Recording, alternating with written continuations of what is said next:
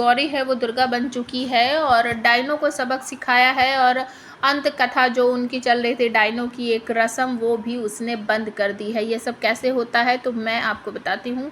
जैसे ही आज रात का एपिसोड शुरू होगा आप सबको देखने को मिलेगा कि एक तो जो डायन है वो सीटी बजाकर एक स्पेशल तरह का हथियार जो है उसको कंट्रोल कर रही है और गौरी को मारने की कोशिश कर रही है, लेकिन गौरी मैंने आपको बताया था वो उसको रोक लेती है अपने हाथों से और उसके हाथों में से खून जो है वो भी टपकता हुआ आप सबको आज दिखाई देगा।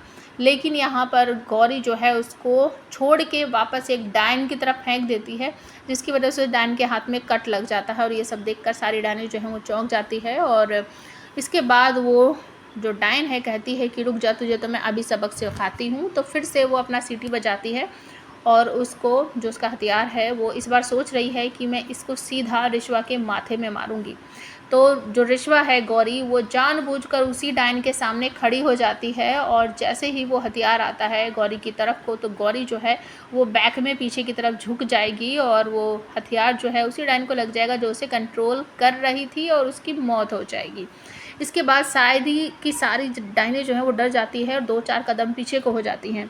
और तभी रिश्वा कहती है कि देखा मोहना, मैंने कहा था ना कि मुझे तुम सबको हराने के लिए किसी पावर की ज़रूरत नहीं है, बस दिमाग चाहिए और मैं अपने दिमाग से तुम सबको हरा सकती हूँ।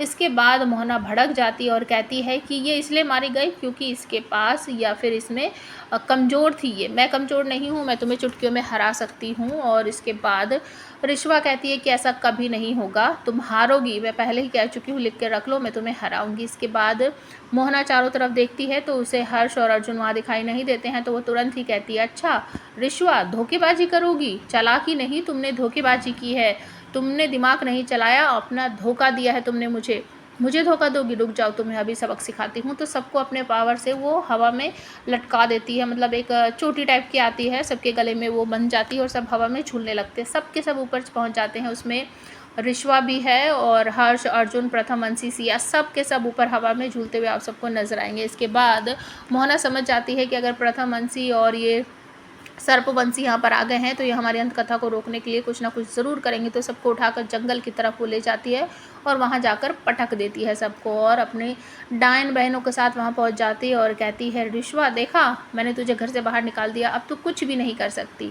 गौरी कहती है कि मैं तुम्हें ज़रूर हराऊँगी, तुम्हें हराने के लिए मैं कुछ भी कर सकती हूँ। तो डायन जो है मोहना वो कहती है कि तुम्हें इस अंत कथा को रोकने के लिए मंदिर की ज़रूरत पड़ेगी, दुर्गा माँ की, भगवान की या किसी भी देवी देवता की ज़रूरत पड़ेगी। तुम्हें यहाँ आसपास कोई भगवान दिख रहा है क्या?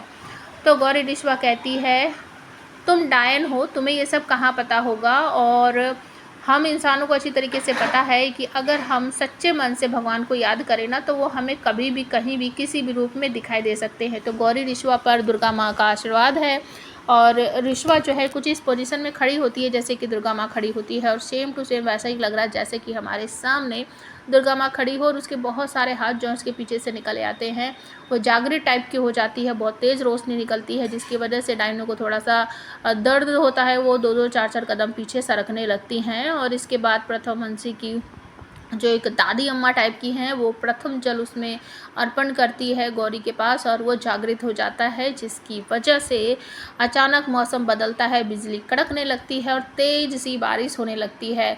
फिर बीच में दिखाया जाता है कि जो नॉर्मल इंसान थे, अच्छे थे, जो कि बन चुके थे बुरे, और जगह जगह जो आग वाग लगी थी वो सब कुछ बुझ जाती है, सब कुछ शांत हो जाता है, सब कुछ नॉर्मल हो जाता है। इसका मतलब ये है कि अंत कथा जो चल रही थी वो बीच में रुक गई है। ये सब देखने के बाद डायन वाइन जो है वो सब वहाँ से भाग जाते हैं, मोहना भी भाग जाती है और जो विहान का परिवार है गौरी को प्रणाम करता है सबके सब। और गौरी जो है ये सब देखकर थोड़ी देर के बाद वो नॉर्मल हो जाती है और प्रथम वंशी की जो दादी है वो नीचे गिर पड़ती है।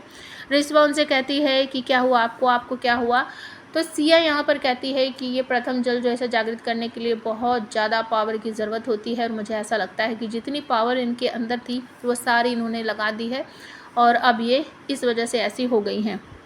तो रिश्वा कहती है कि कोई बात नहीं, आपने हमारी मदद की, आपने प्रथम जल को जागृत कर दिया जिसकी वजह से अंत कथा रुक गई है, इसके लिए मैं आपका धन्यवाद करती हूँ। अब मुझे आगे बताइए मुझे क्या करना होगा। तो वो एक तरह का उपाय बताती है कि तुम्हारे पास एक और मौका है इस सब सारी चीज़ों को या फिर ये जो प्रलय आने वाला है इसे रोकने के लिए। तो तुम्हें वो जो डायन ने हथियार बनाया है वो हथियार तुम्हें अपने पास लाना होगा, या उसको, या फिर अपनी शक्ति जो है तुम्हारी वो तुम्हें अपने पास लानी होगी, उसे पाना होगा। उन दोनों के बल पर ही तुम ये जो चल रही है प्रलय इसको रोक सकती हो। दूसरी तरफ आपको देखने को मिलेगा कि विहान जो अपने घर पर बैठा था वो अचानक से उठ जाता है आँख खोलकर और अपनी डायन मौसी को कहता है कि मासी ये क्या हुआ, ये अंत कथा बीच में रुक कैसे गई।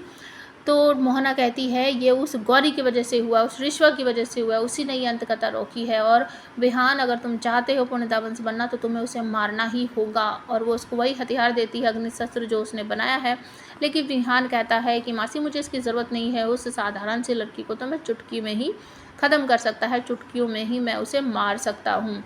तो गौरी एक तरफ से अपनी शक्तियाँ वापस पाने के लिए कोशिश कर रही है, और तो आप हमें कमेंट करके बताओ गौरी रिश्वा किस तरीके से इन सारी डाइनों को मारेगी और ये जो प्रलय आने वाला है किस तरीके से वो इसको रोकेगी। क्योंकि जो नया प्रोमो लॉन्च हुआ है उसमें तो दिखाया जा रहा है कि विहान जो अग्नि शस्त्र है उससे गौरी रिश्वा पर वार करेगा और रिश्वा की मौत हो जाएगी। क्या सच में ऐसे होने वाला है? प्लीज़ कमेंट करके ज़रूर बताना।